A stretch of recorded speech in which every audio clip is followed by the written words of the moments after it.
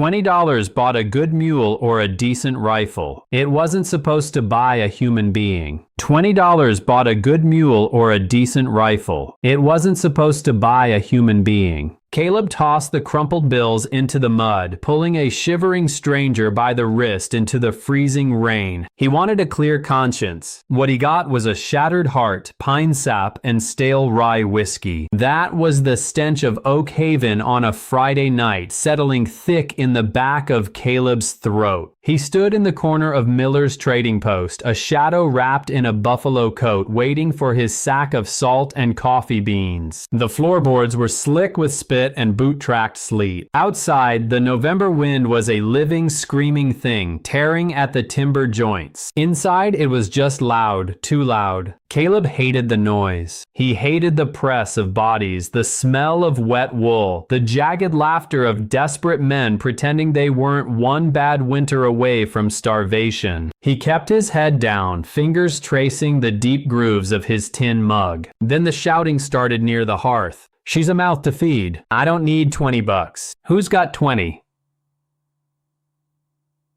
It was Amos, a grizzled prospector who smelled of sulfur and bad choices. His beard yellowed with tobacco juice. His heavy, calloused hand was wrapped around a twisted braid of dark hair. Attached to the hair was a girl. Caleb didn't look up at first. The frontier was full of ugly things. A man learned early to blind himself to the rot if he wanted to keep his sanity. He took a sip of his black coffee. It tasted like burnt tin. Look at her. Young, strong enough. She can cook. She can scrub. Naughty Dunphy and Amos yanked the braid. The girl stumbled, her knees hitting the rough hewn planks with a hollow thud. She didn't cry out. That was what finally caught Caleb's eye. The silence of her. She looked to be maybe 20, though the grime and exhaustion made it hard to tell. She wore a canvas sack modified into a dress cinched at the waist with a piece of frayed rope. Her feet were wrapped in burlap sacks tied off with twine. No boots. In this weather, a missing boot was a death sentence. But it was her face that made Caleb's gut clench. There was no terror in her eyes, just a flat, deadened pragmatism. She was scanning the room, calculating her odds, appraising the drunkards and thieves who were looking back at her with hungry, hollow eyes. A miner with a missing ear spat into the fire. $10 and a bottle of rye. 20 cash money. Amos roared, yanking her up by the arm. The fabric of her sleeve tore. A bloom of dark, angry purple bruising ringed her bicep. Caleb closed his eyes. Not your business.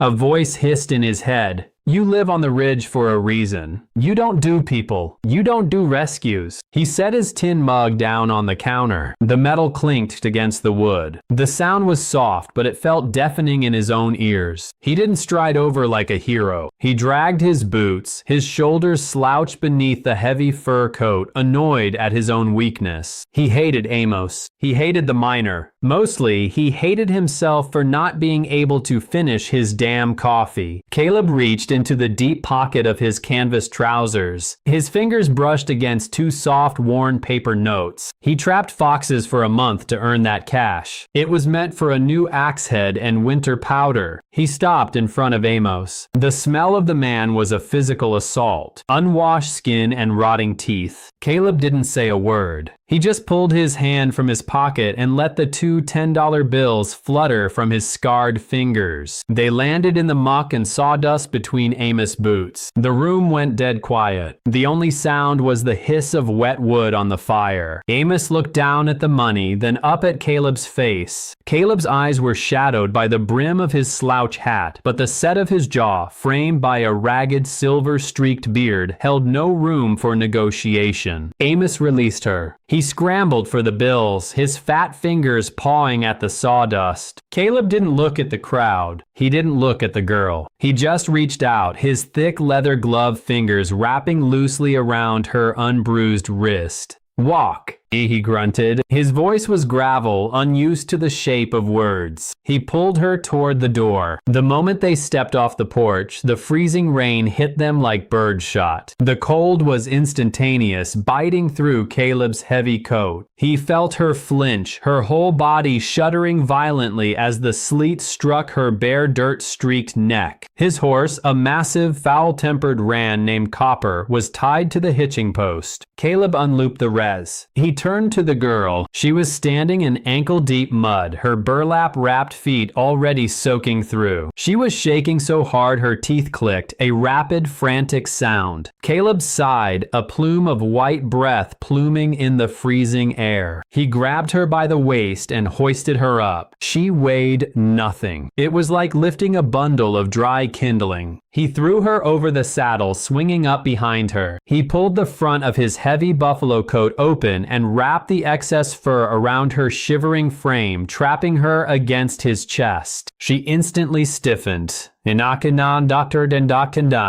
A board of rigid muscle pressed against his sternum. She didn't lean into his warmth. She endured it. He spurred the horse. They rode up the mountain in absolute silence. The trail, a treacherous ribbon of black mud and slick stone. The scent of her drifted up to him. Lye soap, old sweat, and a metallic tang. He recognized instantly. Dried blood. Caleb stared out at the jagged pines tearing at the gray sky. What the hell had he just done? He didn't have enough food for two. He didn't have the patience for a companion. He was a man who preferred the company of timber wolves. Now he had a half-frozen, battered woman sitting in front of him, bought for the price of winter ammunition. The cabin sat in a notch on the ridge built into the side of the mountain like it had grown there from the rock. By the time they arrived, the sun had died, leaving behind a bruised, ink-stained twilight. Caleb slid off the horse and reached up, pulling the girl down. Her legs gave out the moment her feet hit the frozen earth. Caleb caught her by the shoulders, his grip tight enough to hold her up, loose enough not to bruise. He kicked the heavy oak door open and pushed her inside. The air in the cabin was stale and freezing, smelling of cold ash and cured venison. Caleb didn't speak. He walked straight to the hearth, striking a match against a stone. The sulfur flared, casting sharp, dancing shadows across the rough, hewn logs. He piled dry moss and kindling, nursing a flame until the split oak caught and began to crackle. He turned. She hadn't moved from the doorway. She stood, dripping onto the floorboards. In the firelight, he could finally see her face. Sharp cheekbones, chapped lips, cracked and bleeding at the corners. Her eyes were a pale, washed-out gray, like the sky right before a blizzard. They were tracking his every movement, watching his hands, watching his boots. Caleb moved to the iron stove, grabbed a heavy wool blanket off a peg, and tossed it at her. "Wrap up," he muttered, his voice scraping against the silence of the room. She caught the blanket, her knuckles white and split with frost, but she didn't wrap it around herself. She just clutched it to her chest, her shoulders hunched. Caleb ignored her. He took off his hat, hanging it on a nail. He moved mechanically, fill the iron kettle from the water bucket, swing the crane over the fire, open the tin of jerky, throw 2 tough strips onto the wooden table. He didn't offer to tend to her feet. He didn't offer a soothing word. He didn't know how. He pointed a scarred finger at the jerky. "Eat." She slowly walked over to the table. She didn't sit in the chair. She stood staring down at the dried meat. Her hand hovered over it, trembling. She looked from the meat to Caleb. Her gray eyes narrowed, analytical. "Go on," he said, pulling a bottle of amber liquid from a shelf. He popped the cork with his thumb and took a long burning swallow. The whiskey tore down his throat, a familiar numbing fire. The girl picked up a piece of jerky. She tore into it with a sudden animal ferocity, barely chewing before swallowing. It was hard to watch. It made Caleb's chest ache in a dull, forgotten way. He took another drink, turning his back to her to tend the fire. He poked the logs with an iron rod. The sap hissed. "What's your name?" he asked, not looking at her. "Clara," she rasped. Her voice was wrecked, sandpaper dry. Caleb. Silence stretched between them, heavy and suffocating. The wind rattled the tin plates on the shelf. Caleb stared into the orange flames, wondering if he should give her his bed. It was just a mattress stuffed with pine needles and horsehair, but it was off the floor. He heard the rustle of the wool blanket dropping to the floor. Caleb turned. Clara was standing beside the table. She had untied the frayed rope around her waist, the canvas sack dress pulled at her feet. Underneath, she wore a ragged cotton shift, practically transparent and torn at the hem. Her arms and legs were mapped with bruises yellowing purple, angry black. Some were old. Some were terrifyingly fresh. Caleb froze. The bottle slipped slightly in his grip. What are you doing? She didn't try to cover herself. She stood perfectly straight, though her whole body was vibrating with cold and adrenaline. Her face was a mask of sheer stone. She looked him dead in the eye, her jaw set tight. "Do you hit with a closed fist or an open hand?" she asked. Her voice didn't waver. It was flat, businesslike. "I just need to know how to stand so I don't break my jaw. And I don't like it in the dark. Leave the fire on." The words hit Caleb harder than a kick from his ran. The air was sucked from his lungs. His vision tunneled for a split second. He stood there, a massive, scarred man holding a bottle of cheap liquor, completely dismantled by the bruised, shivering girl standing in his kitchen. She wasn't asking for mercy. She wasn't begging for her life. She was negotiating the terms of her abuse, treating it as an inevitable transaction. $20. That's what she thought she owed him. A beating or worse, in exchange for not freezing to death in the mud. Bile rose in the back of Caleb's throat. A sickening, profound shame washed over him, not for himself, but for the world that had taught this girl that this was the only way survival worked. He looked at her arms, the defensive posture she couldn't quite hide, the way she was leaning slightly to her left, anticipating a blow to the right side of her face. Caleb slammed the whiskey bottle down on the table. The loud thwack made Clara flinch violently, her eyes squeezing shut, bracing for the strike. It never came. Caleb bent down, his knees popping in the quiet room. He picked up the heavy wool blanket. He stepped toward her. She held her breath, a tiny, terrified hitch in her chest. He didn't touch her skin. He threw the blanket over her shoulders, pulling it tight at her throat. He stared down at her, his dark eyes wide and haunted. "I don't hit," he whispered. His voice broke on the words sounding ragged and small. I don't hit. I don't. I don't want that. Indendanda ser dinay. Clara opened her eyes slowly. The mistrust in them was a physical barrier thick as iron. She searched his face, looking for the lie. Men always lied. Nenandansan intend. Caleb stepped back, putting distance between them. He felt clumsy, monstrous, just by association with his own gender. "You take the bed," he grunted, turning his face away so she wouldn't see the sudden embarrassing shine in his eyes. He pointed to the corner. "I sleep by the fire. You want the door locked? There's an iron bar next to it. Drop it in the brackets." He didn't wait for her to answer. He grabbed his coat, pulled it over himself, and lay down on the hard, drafty floorboards in front of the hearth, facing the flames. He heard the soft shuffle of her burlap feet. He heard the creak of the bedrock as she sat down. He waited for the clank of the iron bar dropping into the door brackets, locking him out of his own space, keeping her safe from him.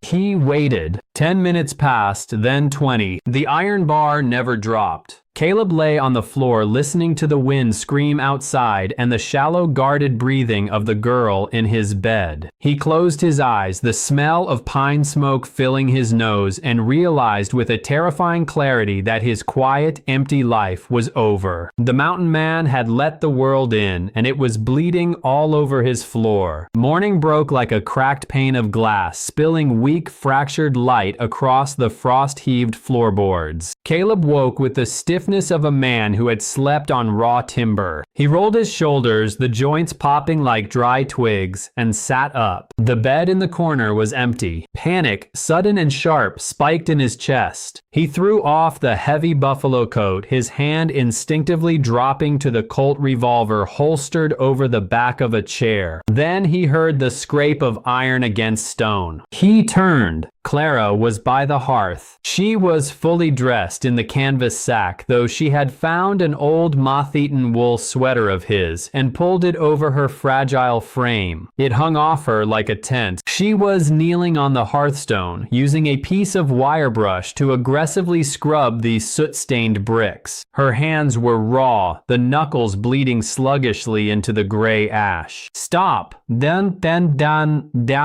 dee." Caleb croaked, his voice thick with sleep. She flinched, her shoulders jumping up toward her ears, but she didn't stop scrubbing. The wire brush kept moving in frantic, rhythmic circles. I said, "Stop." Caleb stepped closer, his heavy boots loud in the quiet cabin. Clara dropped the brush. She stood up instantly, pressing her back against the rough log wall, her eyes fixed on the floor. Her breathing was shallow and fast. She was waiting for the punishment. She had been working to prove her worth, to pay off her daily debt of oxygen and warmth. And now she had somehow done it wrong. Caleb pinched the bridge of his nose. A headache was blooming right behind his eyes. He didn't know how to do this. He was a man who spoke to trees and horses. Human frailty terrified him because he couldn't fix it with a hammer or a knife. He walked past her, giving her a wide berth, and grabbed a tin basin. He filled it from the water bucket, set it on the stove, and tossed in a handful of snow from the windowsill to bring it to a tepid temperature. He found a relatively clean cotton rag, tore it in half, and set a sliver of lye soap beside it. He pulled a wooden stool to the center of the room and pointed at it. "Sit." Clara looked at the stool. She looked at him cautiously. She moved away from the wall and sat, her posture rigid, her hands folded tightly in her lap. Caleb knelt in front of her. He didn't ask for permission. He figured asking would just confuse her. He reached out and gently gripped her right ankle. She gasped, a sharp intake of air, and tried to pull her leg back, but his grip was firm. He began to untie the twine holding the burlap sacks to her feet. The fabric was stiff with mud, frozen slush, and dried blood. As he peeled the final layer away, the smell of copper and rotting skin hit the air. Her feet were a disaster. The soles were a patchwork of blisters and cuts, the toes swollen and purple from frostbite. It was a miracle she was walking at all. Caleb felt a hot, murderous rage bubble in his gut toward Amos. He swallowed it down. Rage wasn't useful right now. He dipped the rag into the warm water, lathered it with the harsh soap, and began to clean her feet. He worked with agonizing slowness, his large, calloused thumbs moving over her bruised skin with a lightness he didn't know he possessed. The water in the basin turned a murky, rust-cold brown. Clara sat frozen above him. She was staring at the top of his head, watching the silver streaks in his dark hair catch the morning light. Her chest heaved. This made no sense. Men didn't kneel. Men didn't wash. Men took and they broke and they demanded. When the worst of the grime was gone, Caleb reached into a wooden crate beside the stove and pulled out a tin of bear grease mixed with comfrey root, Nestor dir tatur statur neons. He scooped out a generous dollop and massaged it into her cracked heels and swollen toes. The ointment smelled strongly of earth and mint. "It'll burn for a minute," he muttered, his eyes focused entirely on his task. "Then it'll numb."